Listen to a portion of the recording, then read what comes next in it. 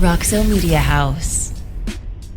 Hey Frog fans, welcome inside the Flying T Club studio here at Roxo Media House. I'm Zach Cawyer. And I'm Payton Tolle with the TCU Baseball team. We're excited to host this edition of Frogs Today.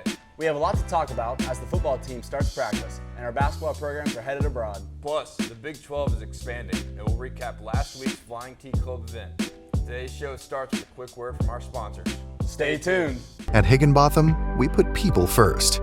So we simply start by listening to you. Whether you're searching for customized insurance, HR, or financial solutions to protect your home, car, health, business, or employees, our specialists are here to serve you, the people you care about, and your success. Higginbotham, insurance, HR, and financial services. Inspired by you. Welcome back inside the Flying T Club studio. I'm your host, Zach Cawyer.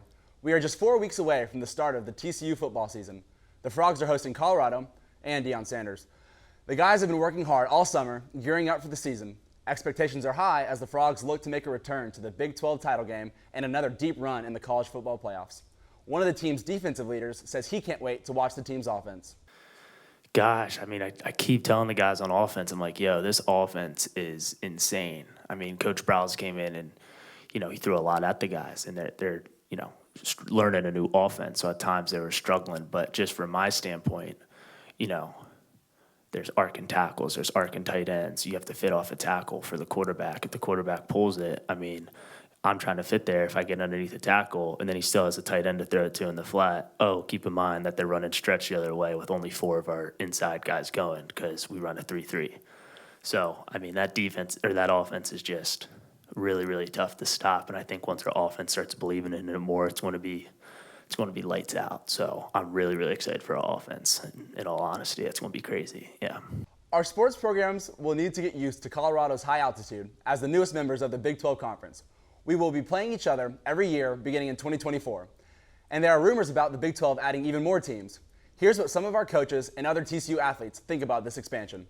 It's good to get Colorado in. I think that, all that does is just make the league stronger. And I think it's going to be interesting to see kind of what happens with some of the other teams in the Pac-12. And it's going to be an interesting couple of months just kind of sitting back and watching some of the things unfold. But, I think we feel like we're in a good spot in the Big 12, and I think the league got stronger. The biggest thing with us will be the change in the round robin. That's what I think made it. I don't know if it made our league the best. It might have had something to do with it, but it certainly impacted our scheduling. We could, no matter what we did, we would have a top 20 strength schedule. Last year we were 11th in the country in strength of schedule. That's not a guarantee anymore because you don't know who you play, and you won't play everybody twice. So there's a little bit more that's got to go into it looking forward. So I'd say that's the biggest impact. We're going to have good teams, but you won't play everybody twice. And so if you don't get, say, Kansas twice like us this year, and there's some impact there. So that's probably the biggest thing. We got to really monitor the scheduling a little bit more now that we know. And they really haven't been able to give us a formula for what it's going to be one year to the next, and there won't be one. They'll tell us something and it'll change the next year, and it already has changed because we're adding Colorado. So you can't rely on what the league has told you is going to happen. Yeah, it's always exciting to play new teams, new opponents, and it'll be exciting to play that good competition every week. I think it's just bringing more quality opponents for us to play. So, I think that'll be big. Obviously, I won't be here when that happens, but I think that'll be big not only for them but for us as well, just being able to say that, we're playing a good schedule, we're playing good opponents. Absolutely. It's exciting. We get to kind of continue that little tradition, playing Colorado each year, I think. We got to play them last year, and then obviously get this coming here in about a month or two. So it'll be a great addition to the conference. Just like the high-level competition. Just playing Division I basketball already, just high-level guys all around the country. Then, of course, you add the Big 12 conference into that conversation. This is a whole different beast. Just coming from the Florida, Orlando, where I am, SEC area, man, we have guys coming out of the South, man, real hoopers, but the Big 12 is something different, man. Just like I said, playing at Kansas, man, already got a little taste of that, from the players you meet to how the team is ran, you know, the coaching staff. Like, it's just high expectations, and you're expected a lot when you play in the Big 12, man. So it's just a great conference to be in. When we come back, we'll check in with both our men's and women's basketball programs as they head abroad. We'll be right back. Simply the best barbecue in Fort Worth. Dine in, catering, or drive-through. 2900 Montgomery, just off I-30. Remember, the best barbecue in Fort Worth is at Railhead Smokehouse. Welcome back inside the Flying T Club studio here at Roxo Media House. I'm Payton Tolle. I just transferred to TCU from Wichita State. I'm excited to join the baseball team and make another run to Omaha next spring. Our men's basketball team is also looking to get back in postseason play, but before they dance in March, they're dancing in Europe for an exhibition game in Paris and London. Sounds like two pretty good spots to me. I don't know. There was no real tie-in. I wanted to go to France just because I've just seen the basketball just get better and better. So maybe it leads to some recruiting down the stretch, down in the future. I've recruited over there before, but you kind of got to put more in time. You know, playing against them for the under-19s, I got to know some of the coaches over there in the World Championships the year before. So I think that was the first start. That was the start. We looked into Spain, but our risk management said it might not be at the time, we were not getting great feedback on that. Hate to make some political statements here or whatever, but just jokingly. But and then I think just the London part came from just hearing about the taking the train, the bullet train, and going there and being a part of it. And at the time, Brandon Parrish was going to be with us, and he had played in England. So that was the thought, possibly on those two spots. Different, I've done Canada, Toronto when I was at Pitt. We did Ireland. We did Australia when we first got here. So I guess that's the long answer to it. I think he can't complain. It's fun. I mean, we're looking forward to it. Going to Paris and London, you're going to play 4 games, and we get to get the extra practices in, which is huge. We get 10 practices per NCAA rule, and we're going maybe 2.5 hours a day right now with those 10. And so our guys are learning how hard, especially for the young guys and the new guys that we brought in, they're learning the system. They're learning what our practice, the full practice is going to look like. And so we're going to go over and try to obviously develop some chemistry and get these guys to understand what our identity, try to establish an identity early. And that's one of the things we want to try to do is, we still want to lead the country in transition. Offense, we got to be the number 1 team in the country like we were a couple of years ago, and offensive rebounding, and we got to be one of the best defensive teams in the country. So those are some of the things that we got to continue to do and improve on. This European trip got us wondering, how well do these guys know French? Let's just say, not well. My French is not good. It's not good. Much better with Spanish and Italian. I need to work on my French. It's not good. Not good. I know what they got. They got Gucci, Louis Vuitton. Bonjour. That's the only French I need to know is where the Gucci store at. I don't want to embarrass myself right now, so I'm not even going to demonstrate. But I've been learning a little bit. I've been on the Duolingo a little bit, but I don't want to give you too much right now. Oui. Everybody's real high on love there, finding your true love. So maybe I'll find my girlfriend.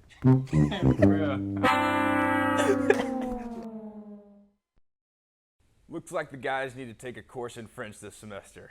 The women's program is also heading on a foreign tour. They're playing 3 games in Central America. They'll play against professional basketball players in Costa Rica while spending 5 nights in the capital city of San Jose. I guess just the whole foreign trip, the key about it is that we get these 10 practices to be able to gel with each other. We're going into some great talent. We have some great players over there that we're going to play against. So I think just evaluating ourselves and seeing where we stand, and then that's a learning experience. We come back and we work on our things that we struggle at. We've been playing each other for this last 8 weeks in summer, and to finally, flip it around and lace up against someone else can be really fun. I think it's just a good, just to see where we are. You know what I'm saying? We've been playing against each other this whole time, so you can kind of get used to it. You know what to expect. Getting to play against other individuals will be good for the team, because we've obviously taking it out on each other right now, but being able to practice against other players, that'll be a big takeaway. These kind of team trips that you go on, whether it be overseas or anywhere in the country, it's just for team bonding. I think regardless, we're going to come back successful because we went into something that we've never been together in as a team. To just come out of it, we grew from it, we learned, we've seen our weaknesses, we've seen our strengths, and we're going to come back to practice and we're going to focus on those.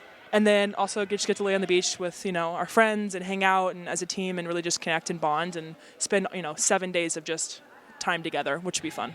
I've never been to Costa Rica, so I love traveling, so getting to see a new country is definitely something I'm excited about.